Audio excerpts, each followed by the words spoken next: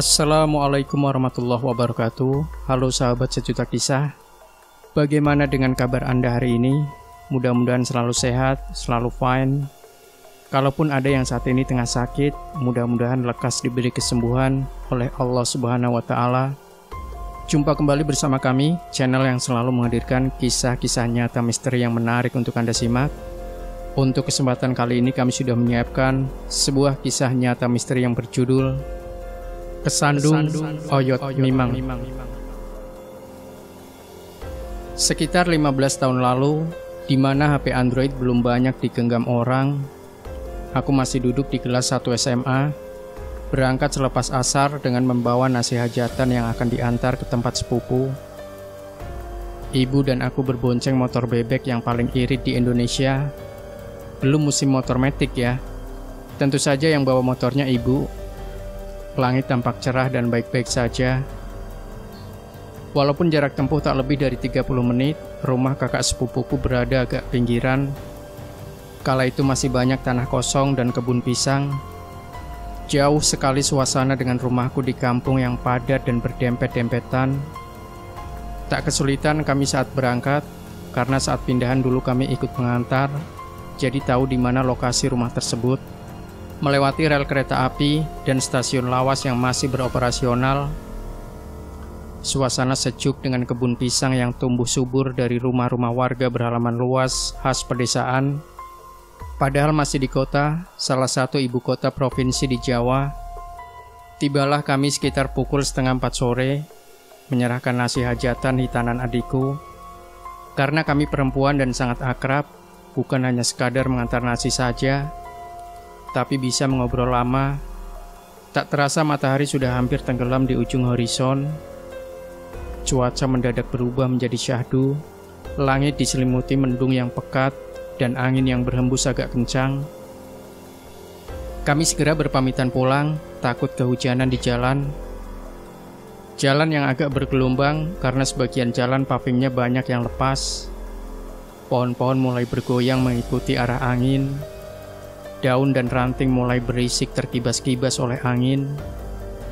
Kami menyusuri sepanjang jalan perkampungan ini. Roda motor berputar di atas jalanan yang bergelombang. Sesekali aku berucap, "Bu, hati-hati milih jalan. Pelan-pelan saja." Rasanya kok jauh sekali belum keluar juga dari kampung. Padahal saat berangkat tadi sepertinya rumahnya dekat, tak terlalu jauh dari jalan utama. Jatuhlah rintik-rintik gerimis, kami belum bertemu juga dengan jalan besar. Tiba-tiba kami baru sadar dan ibu berucap, "Loh, Dok, dari tadi jalannya kok sepi yo? Nggak ada motor lewat. Nggak ada orang yang keluar rumah.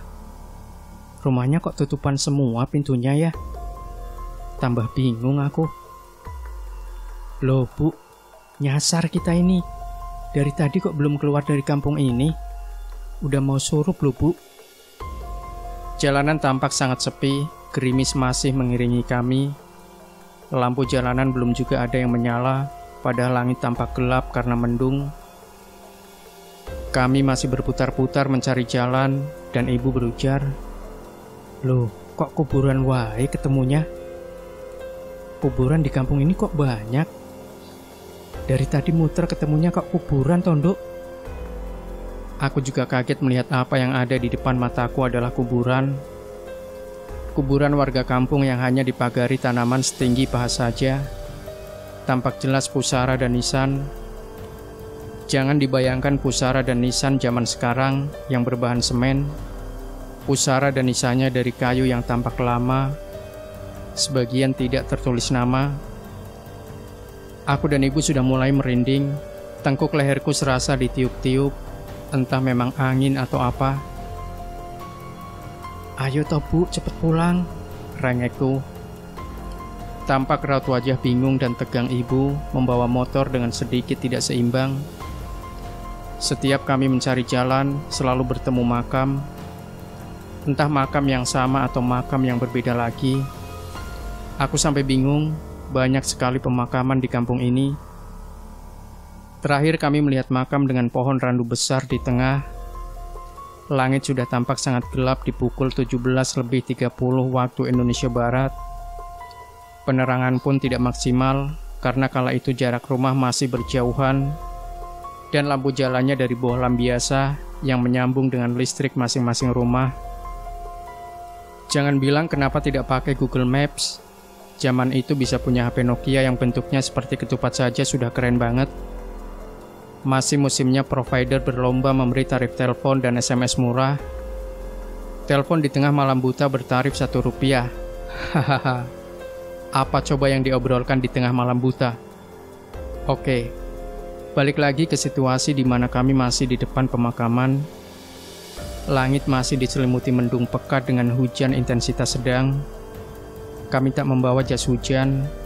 Ya sudah, basah saja dengan air hujan. Tidak ada tempat berteduh. Pintu-pintu rumah warga tertutup. Jarak pintu dengan halaman teras pun jauh. Mungkin luas terasnya bisa kau buat main bola voli.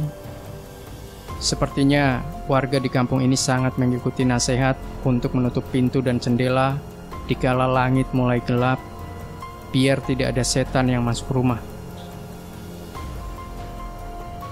Aku dan ibu tetap berusaha mencari jalan. Aku yakin ibu juga sama persis denganku, sudah merapal doa mana saja yang dihafal. Mungkin doa buka puasa atau doa sebelum makan pun ikut terbaca. Keadaan panik dan bingung, aku merasa seperti diikuti di belakang. Padahal tak ada satupun orang yang lewat. Pohon pisang terlihat bergoyang-goyang karena angin. Aku takut kalau pohon pisang itu mendadak bisa berubah jadi pocong seperti di film-film.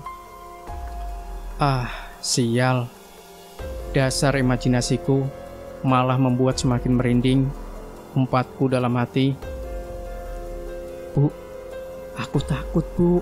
Ayo pulang, kataku. Ibu yo sama nduk. Tapi dari tadi belum ketemu jalan. Wis, doa aja yang banyak. Alhamdulillah terdengar suara azan sayup-sayup. Bu, udah azan maghrib. Coba cari masjid bu. Dari tadi nggak lihat masjid atau musola. Iya nduk. Suara azan mulai terdengar lebih jelas menuntun kami ke jalan besar. Padahal jarak masjid dan lokasi kami mendengar azan agak jauh. Lokasi masjid yang berada di seberang rel. Kami pun tak nampak jelas bentuk masjidnya. Hanya lihat kubahnya saja dari kejauhan. Seketika ibu langsung tancap gas. Kami sama-sama ingin lekas sampai rumah. Setibanya di rumah, ibu langsung menyuruhku mandi dan ambil air wudhu untuk segera menunaikan sholat maghrib. Mandinya jangan lama-lama loh nduk. Gantian ibu, keburu waktu maghribnya habis. Bagaimana mau lama-lama, rasanya sudah horor dan dingin. Ingin segera tarik selimut dan tidur. Berharap segera lupa dengan kejadian tadi. Tapi sesudahnya kami sholat, ibu malah cerita. Tadi ibu lihat hitam-hitam di bawah pohon beringin di pemakaman tadi. Gede nduk, matanya merah, ada taringnya. Ih, ngeri. Ibu sengaja nggak cerita, biar kamu nggak ikut lihat. Gendruwo bu. Kata Simbah, kalau kita kesasar muter-muter terus, itu kena oyot mimang. Lah kan tadi kita naik motor, nggak kesandung apa-apa, ucapku. Embuh nduk, ibu juga nggak tahu. Amit-amit, jangan ketemu yang begitu lagi. Entah benar kena oyot mimang, atau kita yang lupa jalan, lalu karena panik jadi berhalusinasi. Demikian sahabat sejuta kisah. Jangan lupa tinggalkan komentar Anda, like, share video ini, subscribe channel Sejuta Kisah, dan kembali nantikan kisah-kisah nyata misteri terbaru dari kami setiap harinya. Sampai jumpa. Wassalamualaikum warahmatullahi wabarakatuh.